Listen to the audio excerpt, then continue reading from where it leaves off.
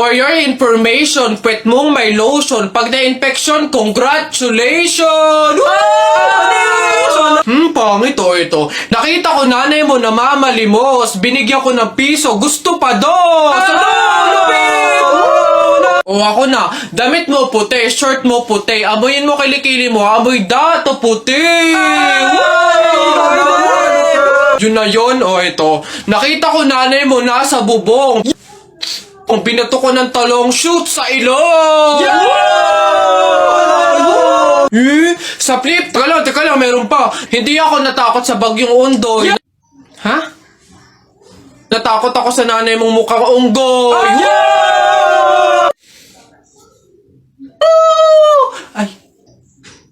Ay, Nay! Hoy, ikaw na bata ka. Ano yung pinagsasabi mo dito? Tungkol sa nanay niya, ha? Anak ko ito So, ako yung sinasabihan mo, ha? Ay, Ate Flor, ano po yun? Mga flip-top lang po yun. Mga joke-joke lang po, biro-biro lang po. Hindi po totoo yun Ako nakakapang-init ng ulo tong batang to. Nasaan yung nanay mo, ha? Sasabihin ko lahat ng sinabi mo sa akin. Ay, hindi po, Ate Flor, wag po.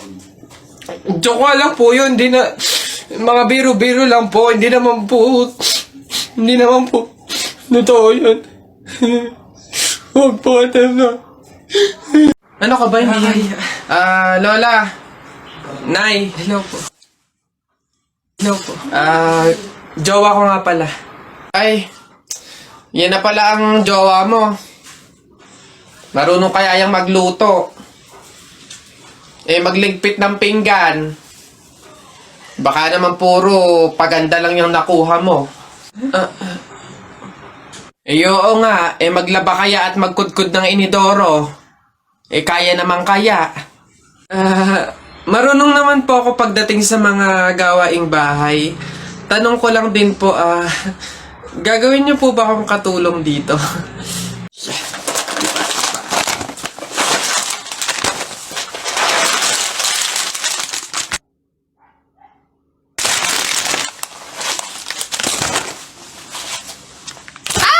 Ikaw yung patay dun sa kabilang kanto, di ba? Huwag mo ako multuhin, ibabalik ko na itong mga to. Nagbaka sakali lang naman ako, hindi naman totoo. Joke lang to Ang OA mo, hindi kita minumulto, hihingi lang ako. Putik nang yung ilang araw na ako nakiga doon sa kabaong, di man ako pinapakain. Pingin ako na. Ang kunat na naman ito. May dala ka ba dyan tinapay? Hina mo naman. Hoy Susan, yung anak mo ipagsabihan mo ha? Kung ano-anong pang-aasar yung sinabi sa akin kanina? Ha? Pang-aasar. Alam mo naman kasing bata, bakit mo pinapatulan? Anak, ano bang sinabi mo dito?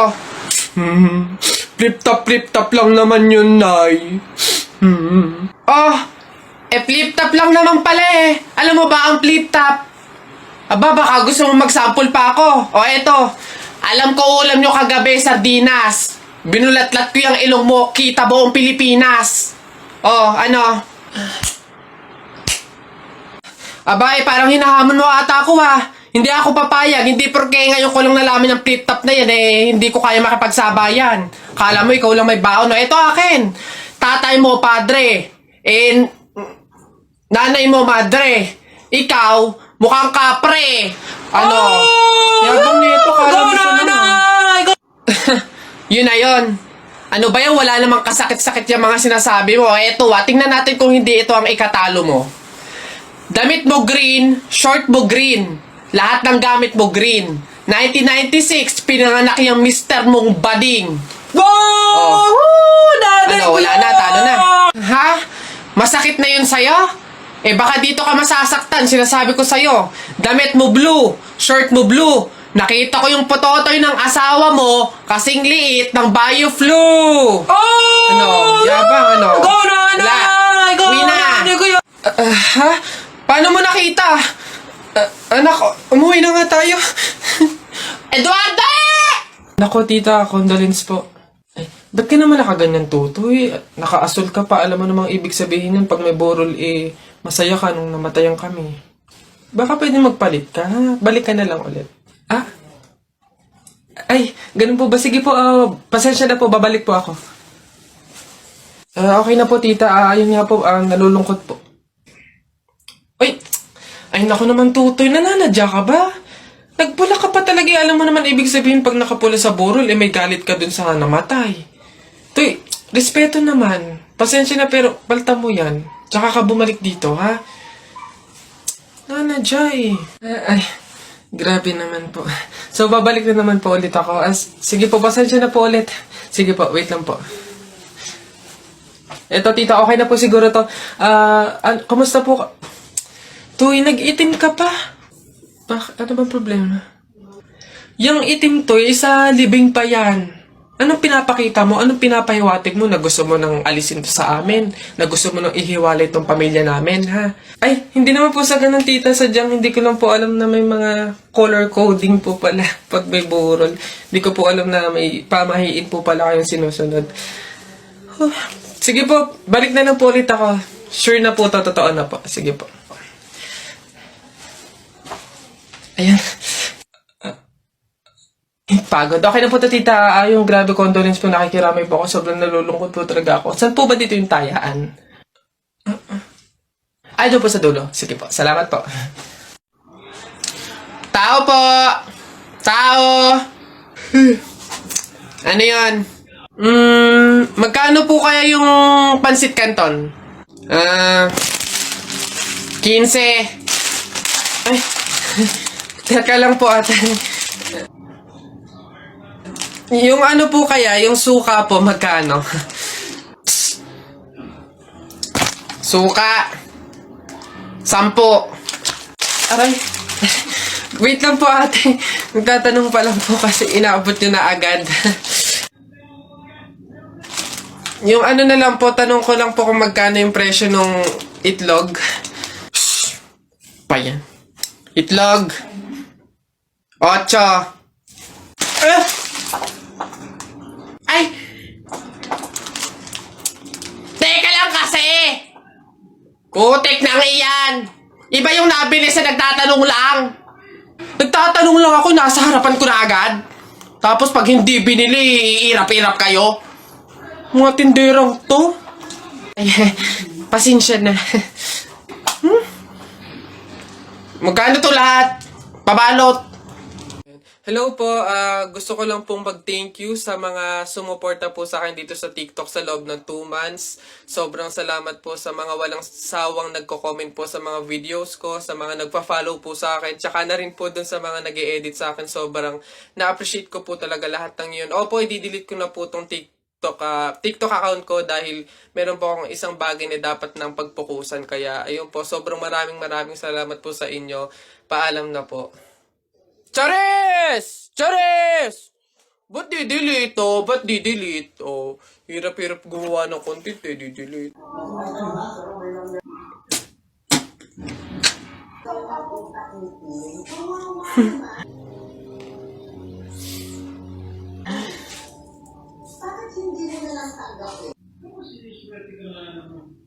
Buti naman anak, makakalipat na tayo ng bahay. Ay, so nga nay, buti na lang makakalipat na tayo sa mas maayos na bahay. Pero may tanong ako, bakit ang daming nagsasabi na pamahiin daw kapag daw lilipat ng bahay at paalis na, wag na daw lilingon dun sa bahay na yun kasi may mangyayari daw masama?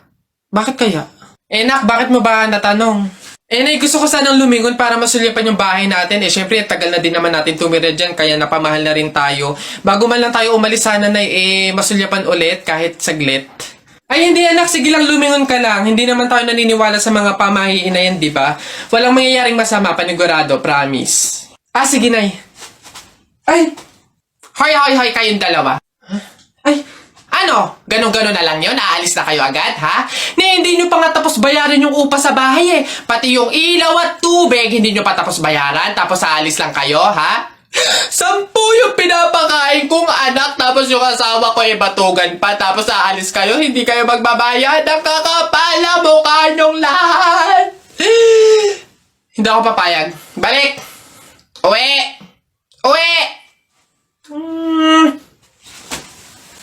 talaga kapag talaga, nagkaroon ng zombie dito sa Pilipinas, takting yan. Pupunta talaga ako sa mga 7-Eleven para hindi ako mamamatay doon. Madami akong kakainin doon, hindi ako magugutom. Ako talaga malupit yun. Magpapanggap akong zombie. Akala nila kasama nila ako, pero totoo buhay pa rin ako. Hindi nila ako kakagatin, mabubuhay pa rin ako, hindi ako mamamatay. Gaganto ako doon.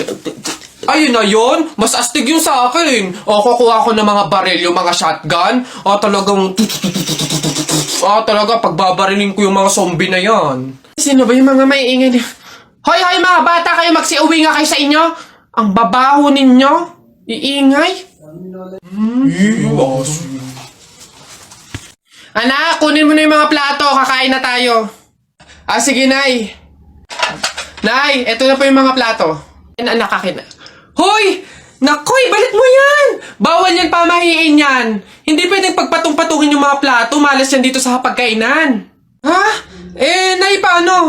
Basta dalhin mo yan dito nang hindi pinagpapatong-patong.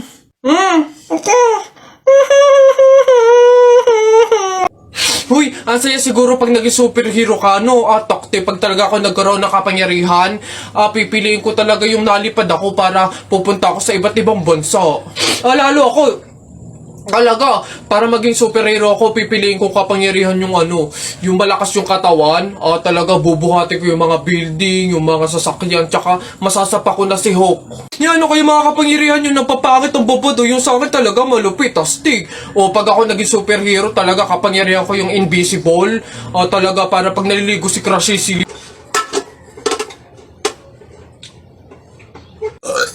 Uy, pre, wala na tayong kanin, humingi ka na. Aliris naman to dali na. Ba't ako? Ikaw na, pre, nakakaya. Baka sabihin patay gutom pa ako, Ikaw na, kaya mo na yan. Wala, nakakaya ba naman? Kanin. Gagi, pre, relaxan mo, hindi ka narinig.